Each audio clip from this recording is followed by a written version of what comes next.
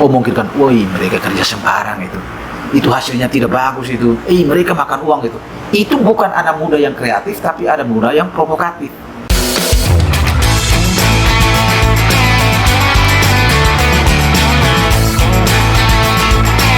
Your voice now, suarakan sekarang. Selamat sore, selamat datang Pak di Youth Voice Now. Selamat bergabung dengan kami orang muda dari Sika. Terima kasih. Iya. Sebelum kita mulai dengan episode kita, alangkah baik Bapak sekali lagi memperkenalkan nama. Iya, oke. Terima kasih. Orang muda Nusantara, teristimewa orang muda Sika. Saya hadir sebagai kandidatus Angke, dipercayakan sebagai tim leader koordinator program pembangunan dan pemberdayaan masyarakat desa Provinsi Nusa Tenggara Timur. Keseharian kami fokus pada pembangunan dan pemberdayaan masyarakat desa di 21 kabupaten, 295 kecamatan dan di 3026 desa di Nusa Tenggara Timur. Wow, keren sekali Pak. Baik Pak, lebih bagusnya nanti saya panggil Bapak, Om, atau Kakak. Selera anak muda itu yang terbaik. Saya tidak boleh mengganggu positioning orang muda, apa saja. Enak sih, kalau Bapak berjiwa muda begini, lebih baik saya panggil Kak, lebih enak. Siap. Oke, baik Kak. Hari ini kita tema tentang advokasi peran anak dan orang muda dalam akses penggunaan dana desa. Kami anak dan orang muda ada pertanyaan, bagaimana sih kami bisa mengakses dana desa tersebut? Tetapi pertama, saya meminta Bapak menggambarkan dulu apa sih dana desa itu, terus bagaimana tujuannya dana desa tersebut, terus bagaimana sih cara penyaluran dari dana desa dan prioritas dari dana desa itu seperti apa? Bisa digambarkan Pak? Iya, terima kasih luar biasa pertanyaannya. Orang muda Nusantara, teristimewa adik-adik muda dari Kabupaten Sika yang tergabung dalam Young Voice Now, Youth Voice Now, dan ini sesuatu yang sangat dasar bahwa ada anak muda yang ingin mendedikasikan, membaktikan diri untuk desa di Indonesia, teristimewa desa di Nusa Tenggara Timur dan lebih spesial lagi desa di Kabupaten Sika. Perlu kami gambarkan kepada adik-adik semua bahwa undang-undang desa itu sebagai bentuk nyata bahwa negara hadir di desa. Artinya bahwa negara telah datang ke desa ingin menyentuh langsung tentang masyarakat desa, tentang pembangunan desa, tentang pemerintahan desa, tentang pemberdayaan masyarakat desa, dan pada akhirnya tentang pembinaan warga masyarakat desa. Nah, bagaimana orang menyikapi tentang pembangunan dan pemberdayaan masyarakat desa dalam konstruksi undang-undang desa? Jadi undang-undang desa itu jangan diidentikan dengan dana desa. Tapi undang-undang desa itu hadir untuk mengantar seluruh pihak yang ada di dalam desa untuk mengenali potensi dan keunggulannya, potensi dan keunggulan wilayah, hak dan kewajiban yang dia harus buat. Kemudian jika halal itu sudah ada, kemudian dibungkus, dilengkapi oleh negara melalui dana desa. Jadi dia tidak langsung dana desa. Dan ada satu hal berikut yang menjadi menarik itu, selalu ada orang bertanya, apakah dana desa itu boleh menyasar kepada anak-anak muda? Apakah orang muda boleh mengambil bagian dalam pemanfaatan dana desa? Jawabannya 100% ya. Nah, yang menjadi problem itu adalah bagaimana orang muda, bagaimana anak muda cara masuknya agar dia betul-betul bisa menjadi bagian integral dalam pembangunan desa yang dibungkus dengan penggunaan dana desa. Kadang-kadang itu menjadi ironis, menjadi tidak enteng karena ada anak muda, ada orang muda punya pemikiran kreatif tapi hanya dipikirkan sendiri. Dia tidak punya waktu, dia tidak punya keberanian, bahkan dia menganggap bahwa tidak penting datangi desa. Nah, hari ini saya kasih tahu bagaimana anak muda, bagaimana orang muda bisa hadir di desa dan mengambil bagian penting dalam pemanfaatan dana desa. Yang pertama itu adalah anak-anak muda itu harus tergabung dalam wadah, organisasi atau kelompok orang muda. Tidak akan mungkin anak muda datang itu dalam bentuk individu, tidak diperbolehkan, dan itu kesulitan. Tetapi anak muda itu, orang muda itu hadir dalam bentuk wadahnya, ada organisasinya, ada kelompoknya. Dan kelompok anak-anak muda itu jangan lupa ketika datang di desa dia harus dimateraikan di desa. Dimateraikan dalam bentuk apa? ada aturan yang mengikati desa. Misalnya ada surat keputusan kepala desa tentang adanya kelompok anak muda yang begini. Jadi namanya, kepengurusannya seperti siapa, kemudian mereka punya rencananya seperti apa, mau buat apa, itu dikukuhkan dalam surat keputusan kepala desa. Dan itu artinya apa? Ketika sudah ada SK kepala desa, maka secara otomatis orang muda itu adalah bagian dari pembangunan dan pemberdayaan masyarakat desa. Berarti yang saya tangkap di sini berarti untuk mendapatkan akses dana desa berarti orang muda harus memahami dulu tentang peraturan desa untuk melihat dari kelebihan, keunggulan yang dimiliki desa sehingga anak muda itu bisa berinovatif dan kreatif dalam hal ini bisa mengembangkan dan bisa memanfaatkan dari dana desa tersebut ya Pak? Ya, persis Adik.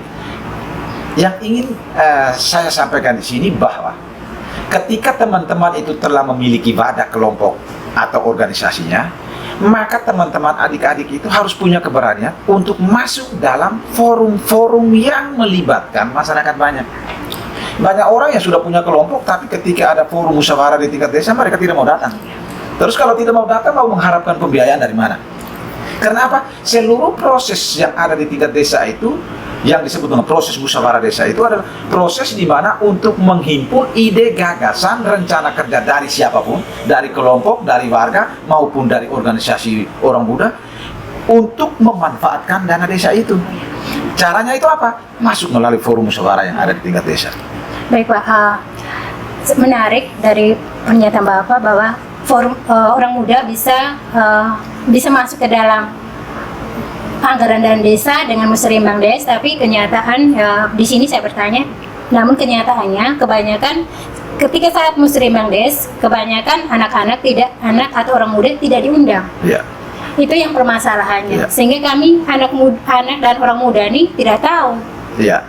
Kapan kalian bisa berinovasi di sini, berkreatif, mau menyampaikan pendapat kami atau menyuarakan hal-hal yang ingin kami suarakan. Tapi kadang karena tidak tahunya musrembang des itu yang membuat kami tidak tahu apa-apa di sini. Terima kasih Adik. Anak muda tidak datang di desa dan menyuarakan kreativitas inovasinya karena tidak diundang. Itu satu sisi. Anak muda tidak tahu bahwa ada proses di sana. Iya benar. Ya. Saya tidak boleh menyalahkan anak muda, tapi saya senang kalau anak muda sudah berpikiran begitu. Bagaimana kalau kita balik?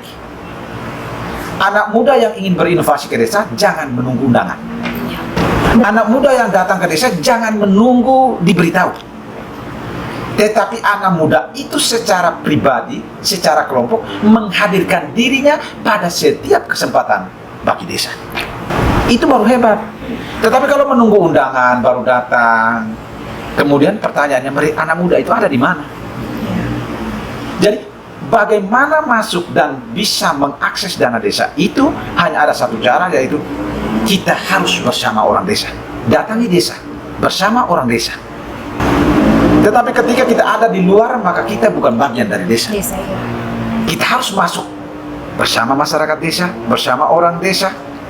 Bila perlu kalau ada kesempatan, tidurlah dengan orang desa.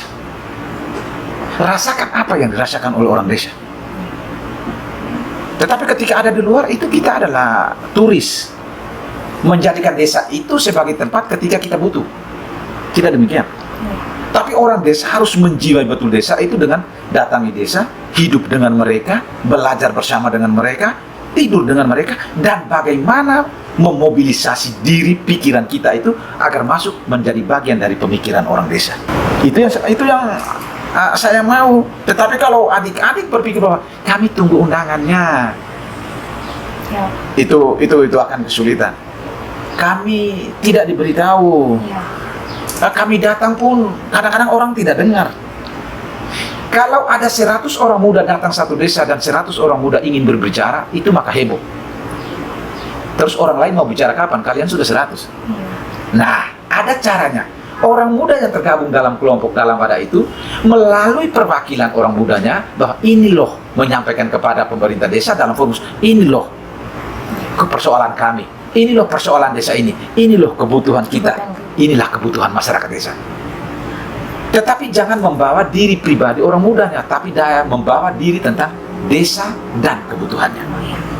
Baik, baik di sini saya tangkap bahwa kita sebagai orang muda jangan hanya duduk diam menunggu harus ada undangan, tapi kita harus berusaha untuk mencari tahu lebih ke desa untuk memanfaatkan dana desa. Jadi orang muda itu harus lebih bersemangat untuk berusaha mencari tahu informasi kapan sih orang muda bisa bersuara di sini. Yang itu yang saya dapatkan dari Pak. Berikutnya ada pertanyaan dari saya juga. Di sini apa manfaat dana desa untuk masyarakat, terutama orang muda, terkhususnya orang muda ya? Anak muda secara pribadinya ataupun dia terhimpun dalam kelompok, dan ketika itu pula dia hadir ke desa, maka sesungguhnya dia adalah bagian dari dana desa. Seluruh hal yang sudah dibangun di desa itu adalah bagian daripada miliknya, bagian daripada dia yang dia rasakan. Contoh, ketika ada pembangunan rabat jalan, jalan usaha tani ataupun saluran drainase, orang muda harus menjadikan bahwa itu adalah bagian dari dia. Jangan merasa bahwa saya menjadi bagian dari dana desa dan desa jika dana desa itu langsung untuk pribadi saya. Tidak demikian. Karena dana desa itu membiayai sesuatu yang bersifat kolektif, yang bersifat umum. Hanya pada kondisi tertentu, pembiayaan tertentu, jika anak muda itu mengajukan kebutuhannya, mengatakan persoalannya ke dalam forum untuk forum membicaranya langsung. Banyak kok di beberapa tempat itu ada anak muda yang sangat kreatif. Mereka bahkan misalnya menyelenggarakan sanggar kesenian di desa. Dan biasanya di desa itu bisa dibantu melalui dana desa. Dianggarkan. Yang penting itu bahwa menyuarakannya pada tempat yang pas, pada momentum yang tepat di saat perencanaan. Juga ada di beberapa tempat itu ada anak muda itu telah mengembangkan digitalisasi di tingkat desa. Bahkan dengan digitalisasi itu anak muda itu sangat potensial bagaimana membangun wirausahaan baru yang ada di tingkat desa. Yang menjadi pokok itu kan bagaimana anak muda itu hadir dalam forum-forum pengambilan keputusan di tingkat desa. Ya. Baik Pak, begini, tapi kebanyakan yang kami temui, kebanyakan orang muda ketika dia menyuarakan kadang tidak didengar. Ya. Itu kenyataannya pada umumnya. Ya. Biasanya pendapat-pendapatnya dianggap dia tidak tahu apa-apa itu tuh. Ya. Biasanya begitu. Ya. Kadang apa yang kita usulkan kadang tidak diterima. Ya. Dari itulah menjadi anak muda tuh sampai merasa putus asa. Kenapa sih saya bersuara terus kok kenapa tidak didengar dan tidak direalisasikan? Padahal itu untuk membangun semangat orang muda kan tidak ada. Jadi bagaimana Pak untuk mengatasi itu? Jadi begini, adik-adik semua ini mari kita membangun pemahaman bersama bahwa desa itu membangun dengan segala macam aspek. Kebutuhan masyarakat desa itu beragam. Ketika dana desa itu membangun sesuatu untuk keluarga tertentu, sesungguhnya itu dia telah menyasar kepada anak-anak. Tidak bisa dipungkiri. Ada kondisi di mana misalnya anak muda itu merasa bosan karena ketika dia mengusulkan tapi tidak didengar. Ya. Bahkan dia mengusulkan dianggap sepele saja. Ya, nah, inilah ada satu makna berikut yang perlu. Jadi anak muda itu jangan hanya datang setelah menganggap bahwa hanya di tempat forum itu saja dan dia bersuara. Tetapi anak muda harus datang setiap waktu dan melakukan komunikasi. Membangun komunikasi terlebih dahulu sebelum hari H terjadinya forum musyawarah pengambilan keputusan. Jadi datangi pemerintah desa. Makanya Pak tadi saya bilang, di satu ada perangkat desa. Ada kelompok-kelompok kepentingan yang banyak di sana. Adik-adik itu harus sudah punya keberanian datang dan mendiskusikan banyak kali itu. Jangan hanya menunggu hari H-nya baru kelihatan muka. Kalau hari H-nya baru kelihatan muka ya memang tidak dianggap.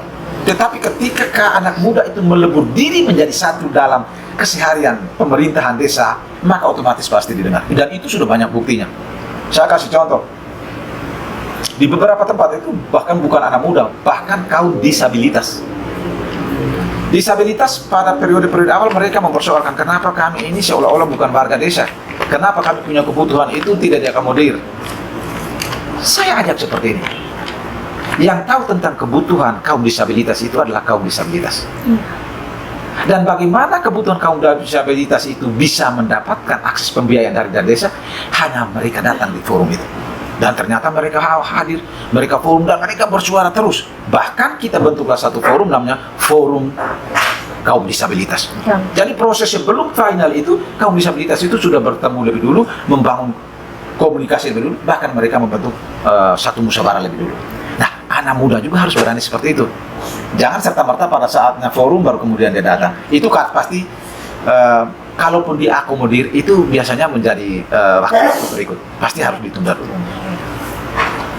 Oh, berarti orang muda itu harus datang pertama cari tahu, terus ya kerjasama begitu dulu, tanya-tanya, terus mencari tahu kapan sih musrembangnya, harus tahu tepatnya.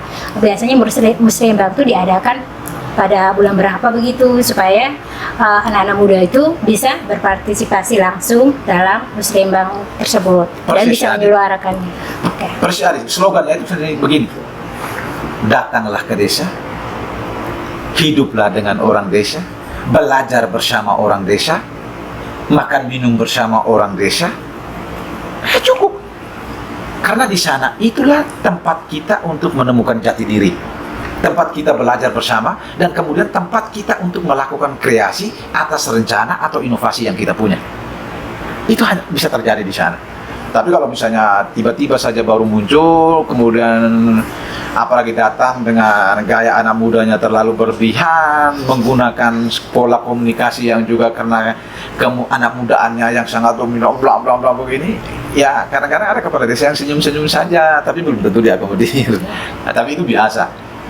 Pesan kakak itu adalah inovatif itu bukan inovatif hanya sekedar mau mendapatkan pembiayaan, tapi inovatif bagaimana cara mengkomunikasikan, inovasi bagaimana belajar bersama dengan mereka. Banyak sekali orang muda yang berhasil dalam sentuhan dana desa, Pak. Berarti jadi di sini saya tangkap tentang harus inovasi. Inovasi itu pertama kita harus tentang menggali sesuatu, terus mengasah terus dan menghasilkan sesuatu yang luar. Itu yang satu. Oke, pertanyaan selanjutnya, di sini kan kita masuk ke sekarang ini karena dengan krisis iklim. Jadi pertanyaan saya untuk merespon masalah tentang krisis iklim, lingkungan hidup, dan juga merespon untuk mencegah kasus kekerasan terhadap anak, apakah bisa dana desa itu mengakomodir kebutuhan tersebut? Oh iya, jadi gitu. Setiap tahun itu Kementerian Desa melalui Bapak Menteri Desa itu mengeluarkan namanya Peraturan Menteri Desa tentang prioritas penggunaan dana desa.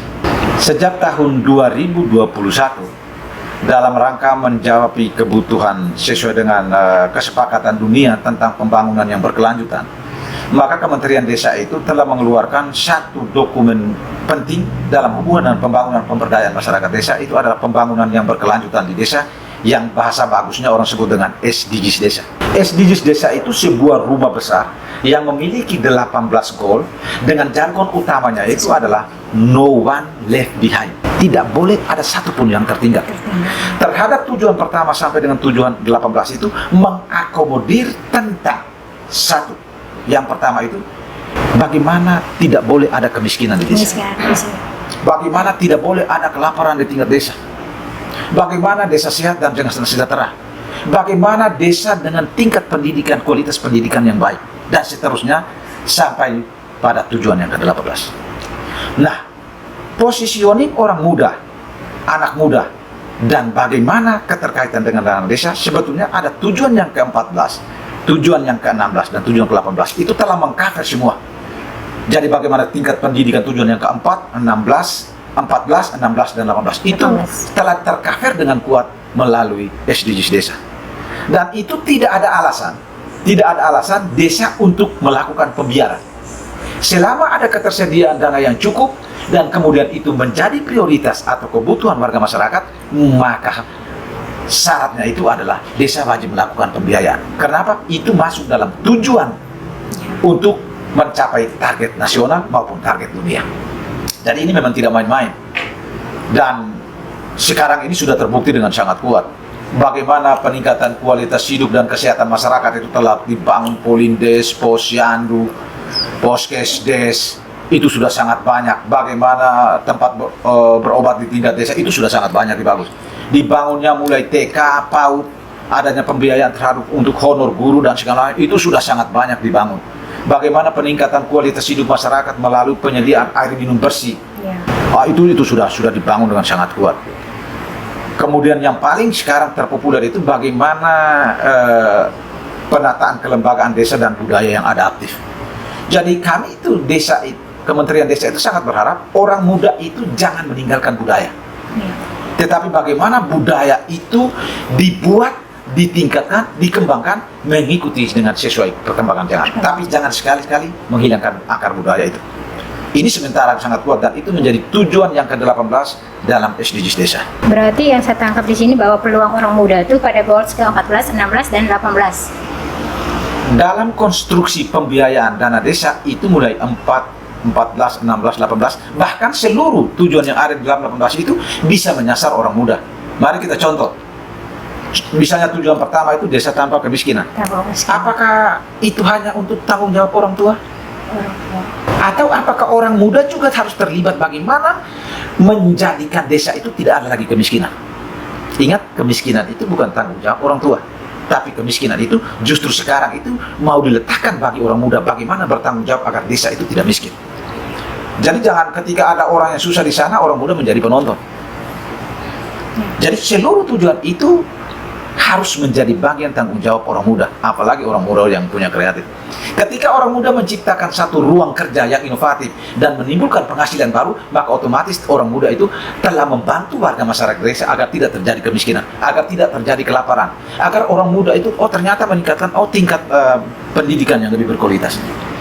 Itu harus ditangkap dengan kuat. Iya. Berarti pembangunan berkelanjutan, berarti orang muda di sini juga berperan penting dalam 18 goal tersebut. Sangat dibutuhkan.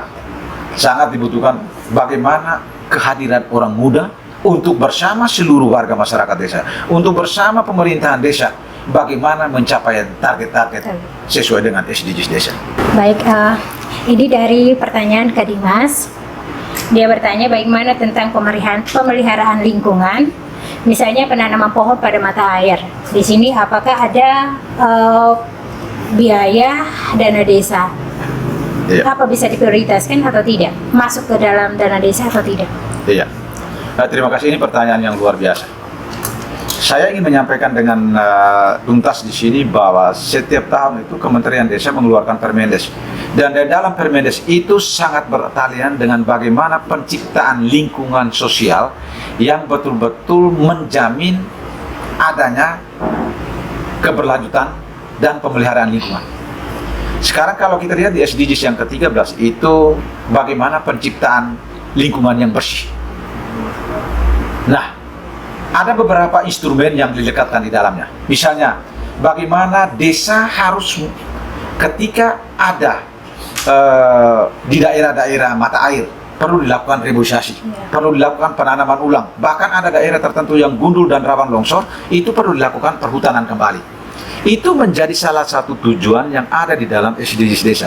Bagaimana menciptakan lingkungan hidup yang jauh lebih sehat dan memadai. Jadi konsep itu hanya akan terjawab jika di desa itu mengalami persoalan atau permasalahan yang berhubungan dengan lingkungan. Bahkan sekarang itu di beberapa tempat itu kita mengkampanyekan bahwa bagaimana desa hijau. Desa hijau. Jadi desa hijau itu menjadi sangat penting. Bahkan dalam pola produksi tentang ketahanan pangan dan hewani itu kita mengesyaratkan bahwa kita tidak mengenal, kita tidak terlampau mengejar produksi yang tinggi, tapi kita lebih mengejar bagaimana desa, bagaimana unsur tanah dan hara yang ada dalam desa itu dia tidak terdegradasi dengan cepat, sehingga kita menggunakan skema hal-hal yang bersifat organik.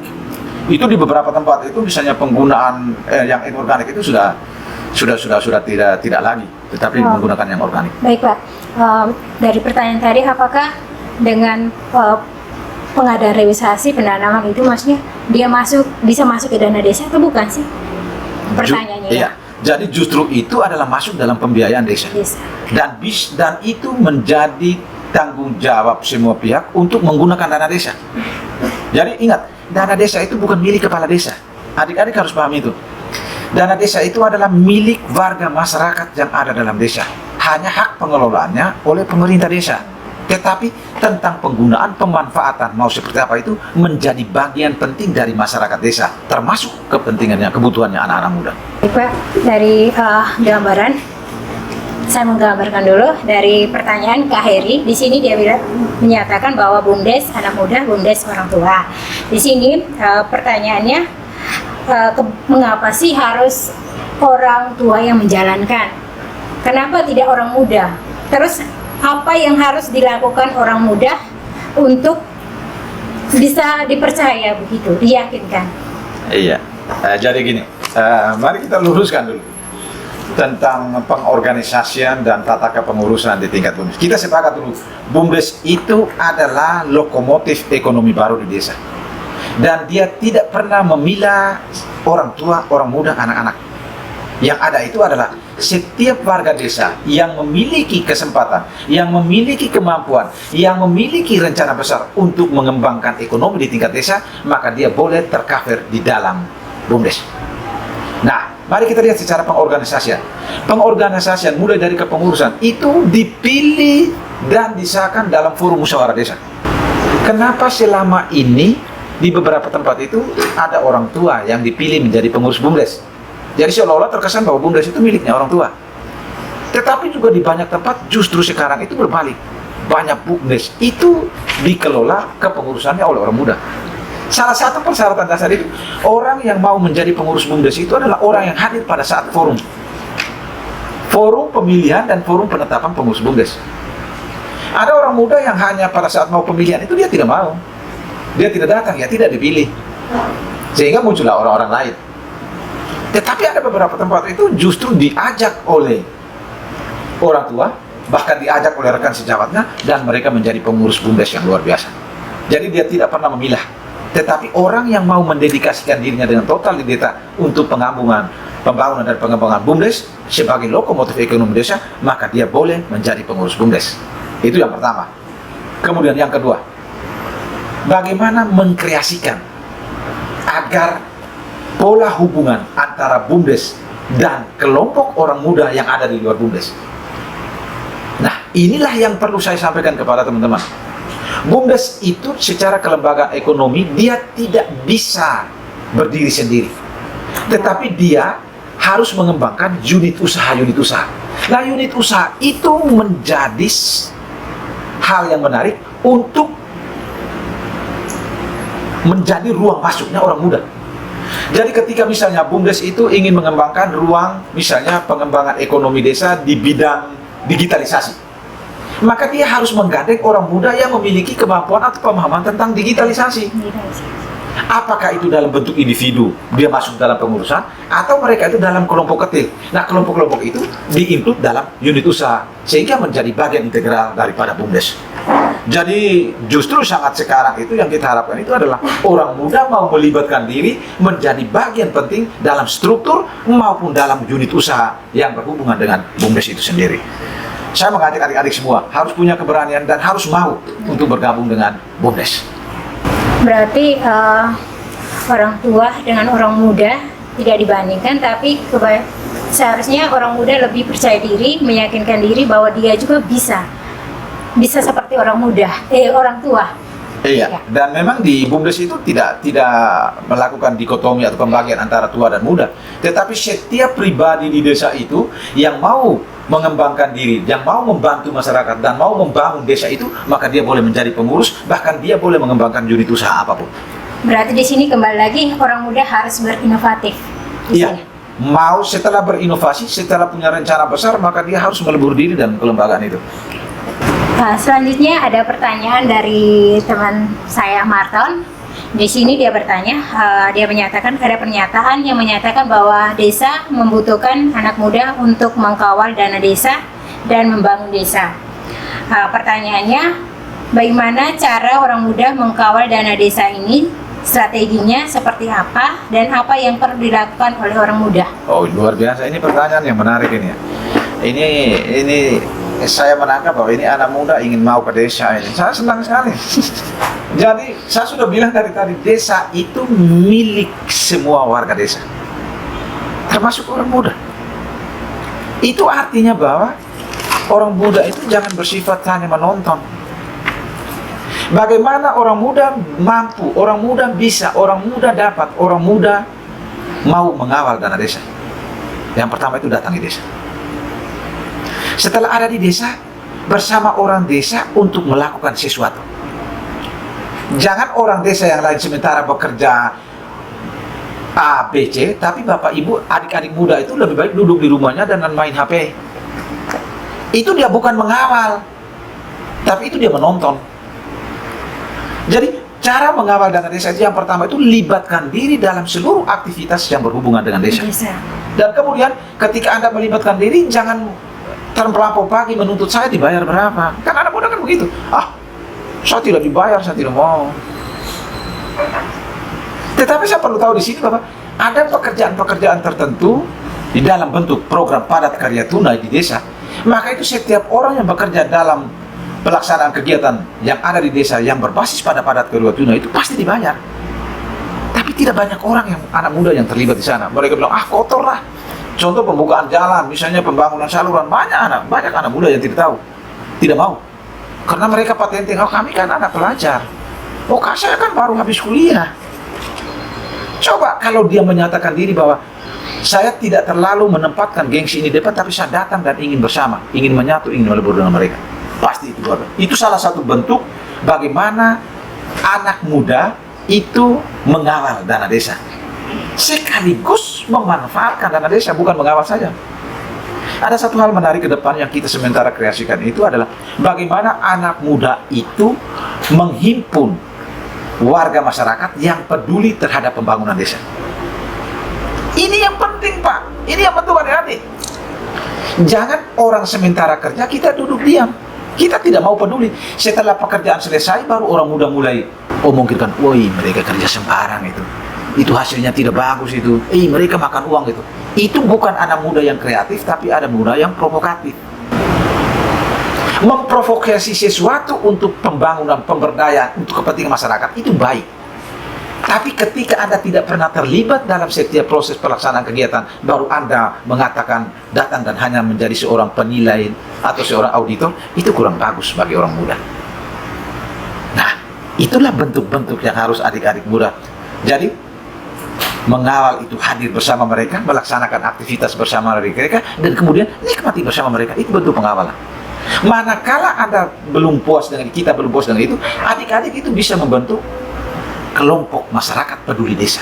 Meleburlah bersama mereka, itu luar biasa. Atau anak-anak muda hadir, misalnya saya bersama dengan ibu-ibu kader, mama kelompok tani, Karang Taruna, kami sama-sama bekerja terhadap ini untuk desa. Itu termasuk bagian mengawal dana desa. Jangan menempatkan diri mengawal dana desa itu jadi pemeriksa di sana. Kita belum punya waktunya terlalu cukup ke sana. Ya. Berarti di sini orang muda untuk mengawal desa, pertama orang muda itu harus terlibat dalam desa dulu. Terlibat di desa. Setelah itu dia mencari peluang dan memberikan motivasinya di sini. Bersama orang desa melaksanakan. Dan itu otomatis kita akan menikmati. Menikmatinya. Dan yang paling penting itu orang desa juga mau mengoreksi itu di depan. Dan cara mengoreksinya itu ada forumnya. Jangan melihat sesuatu yang di pikiran kita belum selesai, kemudian adik-adik sudah menyebarkan berita kemana-mana. Foto habis kemudian bikin narasi di FB. Desa ini begini-begini. Itu bukan memantau, tapi itu memprovokasi agar bahwa media itu penting, tapi media itu harus ditempatkan pada ruang yang tepat agar betul-betul itu menjadi bagian pembelajaran bersama. Berarti kembali ke depan, orang muda harus tahu perangkat, instrumen, dan infrastrukturnya. Ada pertanyaan lanjut nih Pak dari teman Marton. Di sini dia menyatakan bahwa ada masalah desa bahwa banyak anak yang DO di bangku SMP dan SMA, dan ini dipicu oleh beberapa faktor. Salah satunya adalah faktor ekonomi alias dari kemiskinan. Ya. Pertanyaannya, bagaimana sikap pemerintah desa dalam menyikapi masalah ini? Apakah ada ruang dari dana desa tersebut bagi anak-anak DO dan untuk bisa bersekolah? Di sini dia minta untuk Bapak menjelaskan lebih detailnya. Iya, luar biasa adik-adik. Salah satu tujuan SDGs itu adalah pendidikan desa yang berkualitas. Itu ada dia punya indikatornya. Bahwa seluruh warga masyarakat desa itu 100% melek. Seluruh warga masyarakat desa itu harus berpendidikan yang memadai. Mari kita center. Jika ada masyarakat desa yang DO, kita harus telusuri. DO kenapa? Jika itu berhubungan dengan kemampuan ekonomi orang tua, maka tidak ada alasan desa untuk membantu membiayai. Desa wajib untuk membantu membiayai jika ada anak yang memiliki kemampuan, tetapi dia itu secara ekonomi tidak mampu, orang tuanya tidak mampu. Desa wajib membiayai. Itu sudah di beberapa tempat, bahkan ada beberapa desa itu dengan pendapatan asli desanya yang besar, maka pendidikan anak itu digratiskan di desa itu melalui dana desa dan pendapatan asli desanya. Itu luar biasa sudah dipraktekkan, dan itu menjadi salah satu instrumen tujuan SDGs desa itu adalah meningkatnya pendidikan atau kualitas pendidikan yang meningkat. Dan itu harus. Jadi tidak ada alasan karena dia ini ekonomi lemah, orang tuanya tidak mampu, kemudian dia harus DO. Itu sudah tidak boleh lagi. Desa memastikan bahwa seluruh warga masyarakatnya itu berpendidikan yang memadai.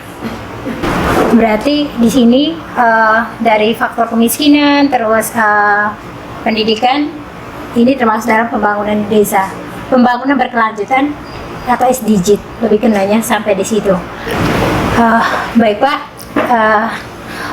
pertemuan kita sampai di sini. Terima kasih banyak Bapak sudah memberikan ilmu buat kami orang muda yang belum tahu, belum mengenal apa itu dana desa, bagaimana tujuannya, terus penyalurannya seperti apa, bagaimana orang muda bisa memanfaatkan dana desa, terus bagaimana sih orang muda bisa masuk ke lingkup dana desa itu seperti apa.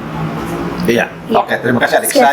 Saya ingin closing statement untuk orang muda Nusantara, orang muda Nusa Tenggara Timur, istimewa anak muda Kabupaten Sika yang tergabung dalam skema Youth Voice Now. Saya hanya membuat sebuah tantangan baru. Apakah anak muda sudah mulai berpikir untuk datangi desa? Apakah anak muda mempunyai mimpi yang baik tentang desa? Saya mau pesan satu hal. Jangan pernah terlambat bangun.